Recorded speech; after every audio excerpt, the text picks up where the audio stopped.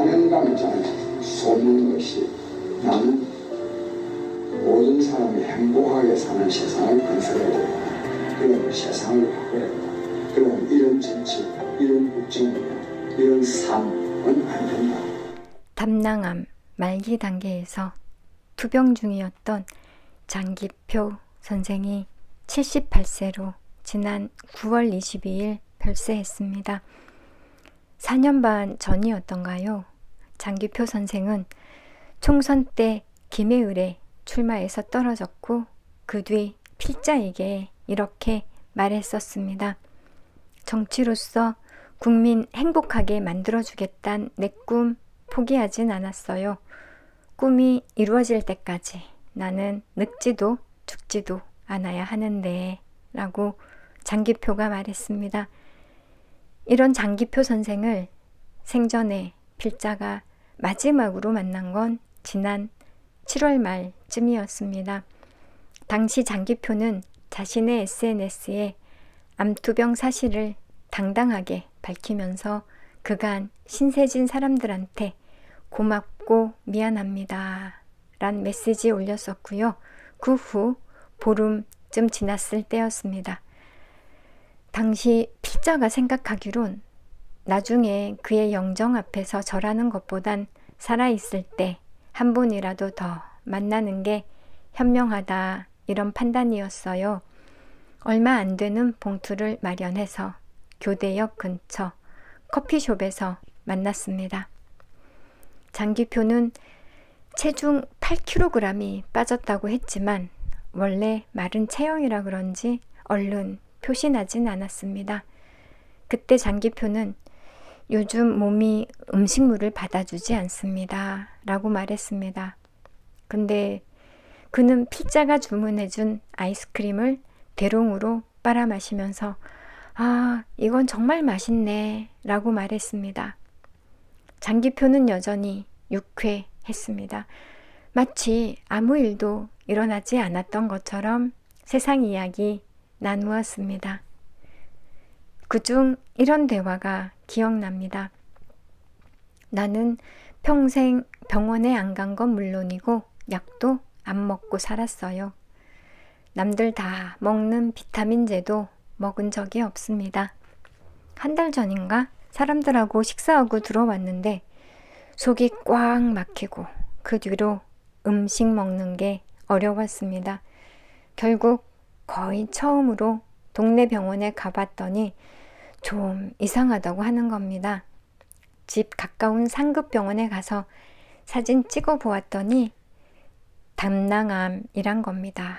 장기표 선생이 말했습니다. 필자는 그에게 물었습니다. 이런 경우 소위 빅5라고 부르는 좋은 대학병원에 가서 세컨드 오피니언 들어볼 필요도 있습니다 라고 권유했더니 장 선생은 그런 데서 진료받으려면 아마 몇 달 걸릴걸요. 그리고 부탁해야 하는데 내가 명색이 특권 반대 운동 했는데 그럴 수 있습니까? 솔직히 병원비도 부담스럽고요. 최 선생, 나는 말이요. 살 만큼 살았습니다. 남들한테 신세진 것 빼곤 어떤 의미에선 후회 없이 살았습니다. 죽음에 대한 두려움 전혀 없습니다. 그런 장 선생에게 죽음에 대한 태도를 말로쓰는 할 수 있지만 정작 막상 본인에게 그 죽음이 닥치면 달라지지 않습니까? 이 질문했더니 장 선생은 나는 내 책에서도 죽음에 대한 태도에 관해 쓴 적이 있습니다. 이 세상에 왔으니 돌아가는 거 남들에겐 그렇게 잘난 체 말해놓고 뒤에서 내가 안 지키면 됩니까? 그건 사기입니다. 이렇게 답했습니다. 필자는 장기표 선생에게 권유했습니다. 이제 바깥 활동 멈추시고 온전히 가족과 자신을 위해 남은 시간을 쓰십시오 라고 말입니다. 그러니까 장 선생은 그럴 겁니다. 숲속을 맨발로 걷고 뜸 뜨는 방식을 택할 겁니다. 병원에선 뭐 한두 달 이야기하지만 나는 1년 넘게 살 거란 확신이 있습니다.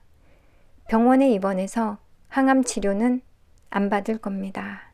이렇게 말했지만 장기표는 지난 9월 1일에 일산 국립암센터에 입원한다. 이런 문자 메시지 보내왔습니다. 암의 지독한 고통 때문이었을 겁니다. 필자는 조선일보의 재직 시절 2번 2019년 6월, 2020년 4월 이렇게 2번 장기표 선생과 인터뷰했습니다. 장기표에 대해 잘 모르는 분들 위해 먼저 이력 소개합니다. 장기표 앞에선 노동운동이나 민주화 운동에 대해 명함 내밀 사람 그리 많진 않을 겁니다. 장기표는 분신 자살한 전태일의 서울대 법대 학생장 추진, 서울대생 내란 음모 사건, 민청학년 사건, 청계 피복노조 사건, 김대중 내란 음모 사건, 5.3 인천 사태, 중부지역당 사건 등 1970년부터 1990년 초반까지 주요 시국 사건에 관계되지 않은 적이 없었습니다. 그 기간 5번 수감됐고요. 총 9년 이상을 감옥에서 살았으며 더 많은 세월은 수배자로 보냈습니다.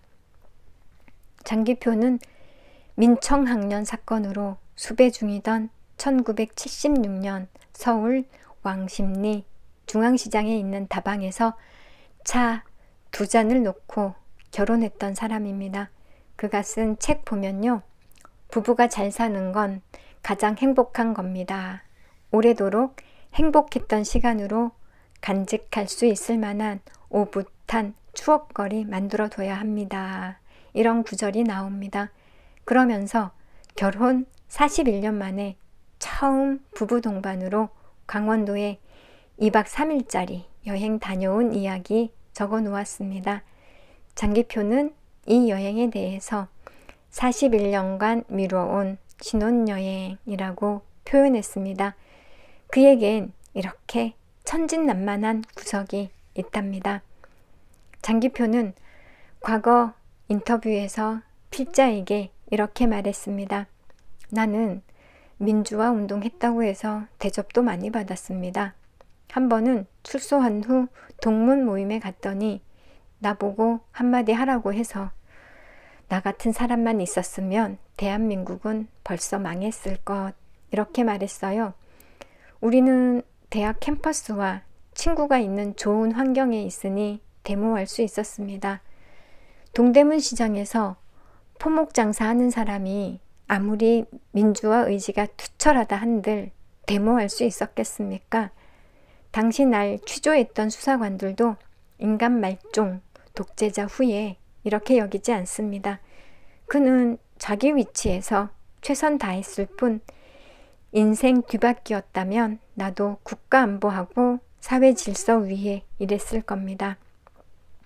장기표에게 그러면 민주화 보상금 다 받았으면 꽤 됐을 텐데 몇억 원쯤 됐을 텐데 왜 신청 안 했냐 라고 묻자 나하고 관련된 민청학년 사건 등은 다 실체가 있었고 당시 실정법 위반했었습니다. 정권 바뀌고 재심법정은 그걸 달리 해석했지만 나는 무죄로 받고 싶지 않았습니다. 내 행위는 오직 역사평가에 맡기고 싶었거든요. 장기표가 이렇게 답하자 필자는 다시 물었습니다. 재심법정이 일종의 역사적 평가 아니겠습니까? 이 질문에 대해서는 그렇게 생각하는 사람도 있겠지요. 잘난 체 하는 것 같아서 좀 조심스럽습니다만 보상금 받기 위한 재심이었기 때문에 탐탁하지 않았습니다. 라고 장기표가 답했습니다. 필자는 다시 물었습니다. 그 시절에 희생한 자기 삶에 대한 보상이라고 그렇게 볼 수도 있지 않습니까? 이 질문에 대해 장기표는 그런 운동도 안 하고 수백억씩 헤쳐먹는 놈들도 있는데 큰돈 아니고 몇 억 받는 걸 넘어갈 수도 있겠지만요. 돈 문제가 아니라 우리는 지식인으로서 민주화 운동 의무로 여겼습니다. 그리고 입만 벌리면 나라와 민족 운운했지 않았습니까? 그걸 돈으로 보상받으면 우리 명예는 뭐가 됩니까? 더구나 보상금은 박정희나 전두환이 주는 돈이 아니었고 국민이 낸 돈이었습니다. 라고 장기표가 답했습니다. 다시 물었습니다. 모든 가치가 돈으로 환산되는 세상인데 주위 사람들한테 보상금 받지 말자 이렇게 말한 적 있었습니까? 그러자 장기표는 혼자 잘난 척한다는 소리 들을까봐 입 밖에 안 냈습니다. 근데 김대중 정부 시절에 서울대 교수 H씨가 교육부 장관 되더니 1980년대 해직 교수 약 60명을 광주 민주화 운동 관련자로 선정했고 한 사람마다 1억 3천만 원씩 약 80억 원을 나눠줬습니다. 광주하고 직접 관련된 사람은 두세 명밖에 없었어요. 심지어 1980년 그 해가 아니라 1985년, 1986년에 해직된 교수도 포함되어 있었습니다. 이 사람들은 김영삼 정부 시절에 이미 복직되었었고 밀린 봉급 2, 3억 원씩 받았고 높은 자리에도 많이 갔습니다. 그렇게 다 받아먹고 보상금도 주고받았지만 사람들 대부분은 민주화 운동에 부채의식이 있으니 말 꺼내지 못했습니다. 근데 나는 진짜 나쁜 놈들이라고 분노했고 글로도 썼습니다. 장기표는 제야에서 눈부신 활약해왔습니다. 정치권 진입 시도하고부터는 실패 연속이었습니다. 1990년 이재옥, 김문수, 이우재 등과 함께 민중당 창당해서 총선에서 고배 마신 게 시작이었습니다. 그의 동지들은 현실 정치를 깨닫고 대부분 YS 진영으로 들어갔고요. 다음 선거에서 국회의원 될 수 있었습니다. 그치만 장기표는 따라가지 않았습니다. 그 뒤로 그는 선거 때마다 정당 새로 만들어 출마했고요. 낙선했습니다. 이때문에 장기표는 창당 전문가라고 조롱받기도 했었습니다. 앞에서 언급했지만 장기표는 2020년에 처음으로 거대 정당, 지금의 국힘당 후보로 김해을 선거에 출마했었습니다. 당시 장기표의 둘째 딸 장보원 씨는 다음과 같은 지원 유세를 했습니다. 제 아버지 장기표는 일생 동안 사리사욕 취하지 않았습니다. 오랜 감옥 생활, 도망 생활, 고문당하고도 10억 원 가량인 민주화 보상금 받지 않으신 분입니다. 그런 보상금은 일반 국민 세금 낭비하는 거고 민주화 운동 진정성을 해친다고 했습니다. 너무 이기적인 정치인에 익숙해진 사람들한테는 아버지의 신념과 원칙이 낯설지 모르겠습니다.